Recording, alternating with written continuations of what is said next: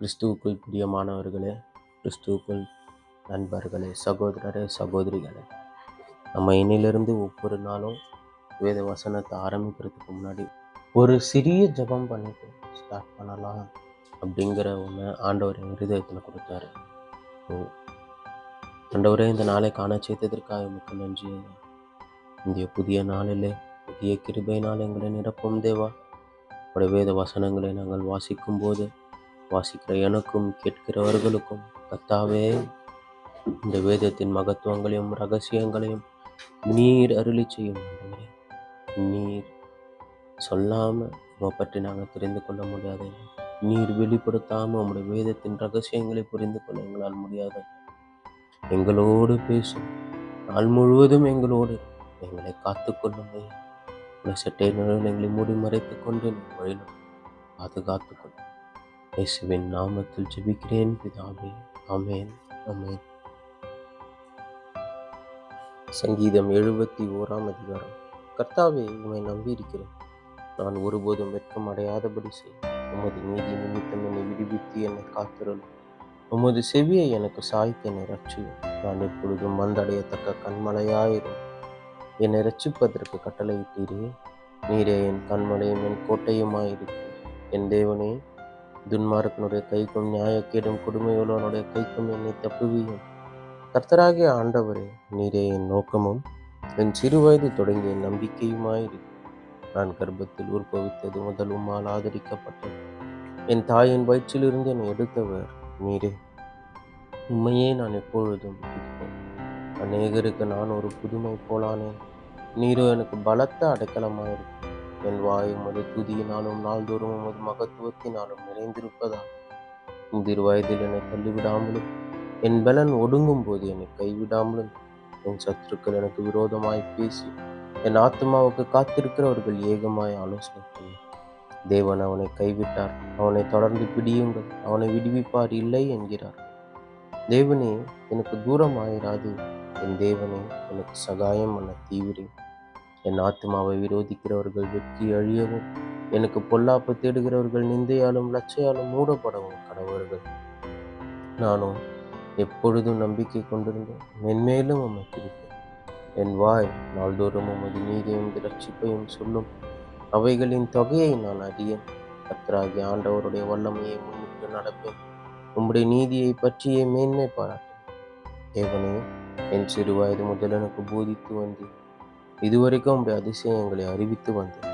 இப்பொழுதும் தேவனே, இந்த சந்ததிக்கு உமது வல்லமையையும் வரப்போகிற யாவருக்கும் உமது பராக்கிரமத்தையும் நான் அறிவிக்கும் அளவு முதிர் வயதும் நரமயிரும் உள்ளவனாகும் வரைக்கும் என்னை கைவிடீராக. தேவனே, உம்முடைய நீதி உன்னதமானது, பெரிதானவைகளை நீர் செய்தீர். தேவனே, உமக்கு நிகரானவர் யார்? அநேக இக்கட்டுகளையும் ஆபத்துகளையும் காணும்படி செய்த என்னை நீ திரும்பவும் உயிர்ப்பித்து திரும்பவும் என்னை பூமியின் பாதாளங்களில் ஏற பண்ணி என் மேன்மையை பெருக பண்ணி என்னை மறுபடியும் தேற்றுவீர். என் தேவனே, நான் வீணையை கொண்டு உம்மையும் உம்முடைய சத்தியத்தையும் துதிப்பேன். இஸ்ரவேலின் பரிசுத்தரே, சிறுமண்டலத்தை கொண்டு உம்மை பாடுவேன். நான் பாடும்போது என் உதடுகளும் நீர் மீட்டு கொண்ட என் ஆத்துமாவும் கம்பீரித்து மகிழும். எனக்கு பொல்லாப்பு தேடுகிறவர்கள் வெட்கி லச்சை அடைந்தபடியால் நாள்தோறும் என் நாவு உமது நீதியை கொண்டாடும். சங்கீதம் 72 சாலமோனை பற்றிய சங்கீதம்.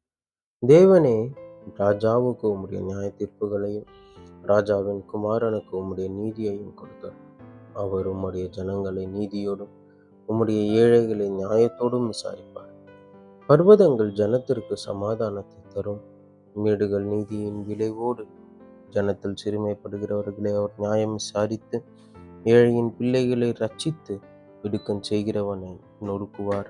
சூரியனும் சந்திரனும் உள்ள மட்டும் அவர்கள் உமக்கு தலைமுறை தலைமுறையாக பயந்திருப்பார். புல்லர் புண்ட வெளியின் பெய்யும் மழையைப் போலவும் பூமியை நனைக்கும் தூறலைப் போலவும் இறங்குவார். அவருடைய நாட்களில் நீதிமான் செழிப்பார். சந்திரன் உள்ள வரைக்கும் மிகுந்த சமாதானம் இருக்கும். ஒரு சமுத்திரம் தொடங்கி மறு சமுத்திரம் வரைக்கும், நதி தொடங்கி பூமியின் எல்லைகள் வரைக்கும் அவர் அரசாளுவார். வனாந்தரத்தார் அவருக்கு முன்பாக குனிந்து வணங்குவார்கள். அவருடைய சத்துருக்கள் மண்ணை நக்குவார்கள். தர்ஷீஷின் ராஜாக்களும் தீவுகளின் ராஜாக்களும் காணிக்கைகளை கொண்டு வருவார்கள். சேபாவிலும் உள்ள ராஜாக்கள் வெகுமானங்களை கொண்டு வருவார்கள். சகல ராஜாக்களும் அவரை பணிந்து கொள்வார்கள். சகல ஜாதிகளும் அவரை சேவிப்பார்கள்.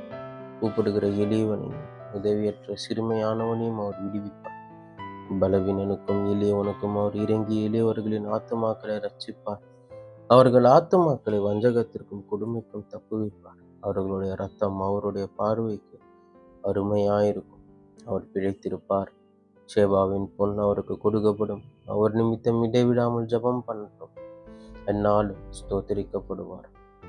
பூமியிலே மலைகளின் உச்சியில் ஒரு பிடி தானியம் விதைக்கப்பட்டிருக்கும். அதன் விளைவு லீபனோனை போல அசையும். பூமியின் புல்லை போல நகரத்தார் செழித்தோங்குவார்கள். அவருடைய நாமம் என்றென்றைக்கும் இருக்கும். சூரியன் உள்ள மட்டும் அவருடைய நாமம் சந்தான பரம்பரையாய் நிலைக்கும். மனுஷர் அவருக்குள் ஆசீர்வதிக்கப்படுவார்கள். எல்லா ஜாதிகளும் அவரை பாக்கியமுடையவர் என்று வாழ்த்துவார்கள்.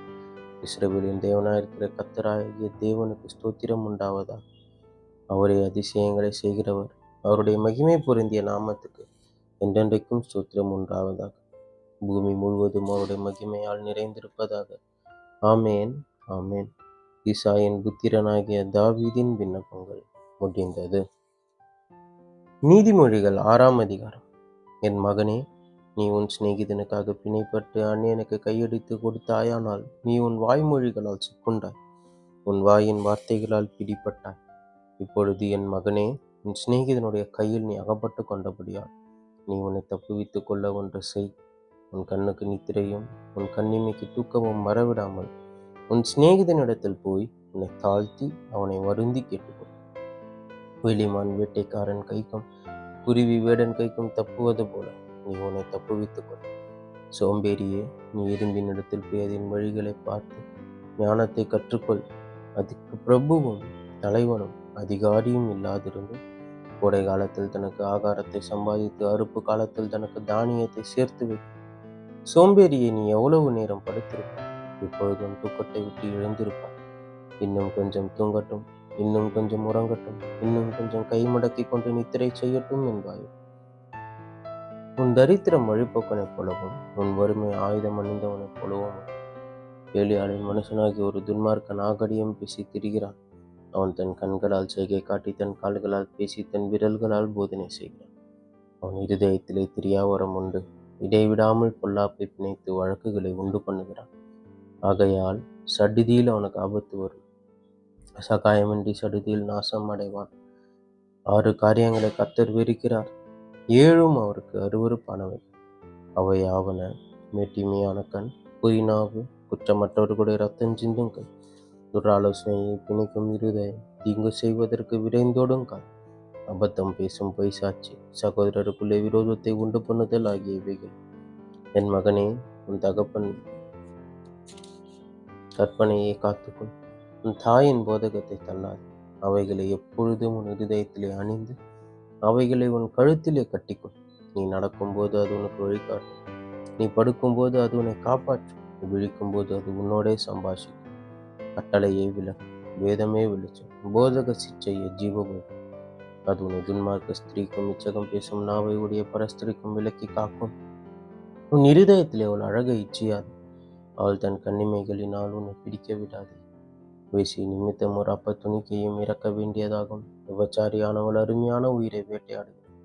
தன் வஸ்திரம் வேகாமல் மடியிலே எவனாவது நெருப்பை வைத்துக் கொள்ளக்கூடுமோ? தன் கால் சுடாமல் எவனாவது தழலின் மேல் நடக்கக்கூடும்? பிறனுடைய மனைவியினிடத்தில் பிரவேசிப்பவனும் அப்படியே அவளை தொடுகிற எவனும் ஆக்கினைக்கு தப்பான். இத்துடன் தன் பசியை ஆற்ற திடினால் ஜனங்கள் அவனை இகழமாட்டார். அவன் கண்டுபிடிக்கப்பட்டால் 7 மடங்கு கொடுத்து தீர வேண்டும். தன் வீட்டில் உள்ள பொருள்களை எல்லாம் கொடுக்க வேண்டியதாகும். ஸ்திரீயுடனே உபச்சாரம் பண்ணுகிறவன் மதிக்கட்டவன். அப்படி செய்கிறவன் தன் ஆத்மாவை கெடுத்து போடுகிறான். வாதையும் லச்சையும் அடைவான். அவன் நிந்தை ஒழியாது. ஸ்திரீயை பற்றிய எரிச்சல் புருஷனுக்கு மூர்க்கத்தை உண்டு பண்ணும். அவன் பழிவாங்கும் நாளில் தப்பவிடான்.